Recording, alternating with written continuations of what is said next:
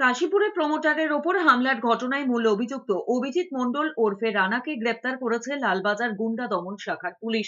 খড়গপুর থেকে মূল অভিযুক্ত অভিজিৎ মণ্ডল ওরফে রানাকে শনিবার মধ্যরাতে গ্রেপ্তার করে পুলিশ। শনিবার বিকেলে গ্রেপ্তার করা হয়েছিল জিতেন কুমার পাল এবং কানওয়ালজিৎ সি ওরফে কানু নামে দুই অভিযুক্তকে। রবিবার সকালে গ্রেপ্তার করা হয়েছে আরো দুজনকে। গ্রেপ্তার করা হয়েছে সায়ন বন্দ্যোপাধ্যায়, বিশাল দেব, মনু পান্ডেকেও। শনিবারের ঘটনার পর 24 ঘন্টার মধ্যেই গ্রেপ্তার করা হয়েছে মূল অভিযুক্ত সহ এই 9 জনকে। কাশীপুরের প্রমোটারের থেকে 5 লাখ টাকা তোলা চেয়ে মারধরের ঘটনায় অভিযুক্ত তৃণমূল কর্মীর সঙ্গে নাম জড়িয়েছে কাশীপুর বেলগাছিয়ার বিধায়ক অতীন ঘোষের। আক্রান্ত প্রমোটার অভিযোগ করেছেন, হামলাকারী তৃণমূল কর্মী নিজেকে অতীন ঘোষ ঘনিষ্ঠ বলে দাবি করেছেন। কাশীপুর থানা এলাকার সিথির মোড়ের কাছে ওই প্রমোটারের অফিস। অভিযোগ, শুক্রবার রাতে আচমকাই দলবল নিয়ে সেখানে হাজির হন তৃণমূল কর্মী অভিজিৎ মণ্ডল ওরফে রানা। তোলার চেয়ে না পাওয়ায় প্রমোটারের অফিসে ভাঙচুর চালানো হয়, মারধর করা হয় প্রমোটারকেও।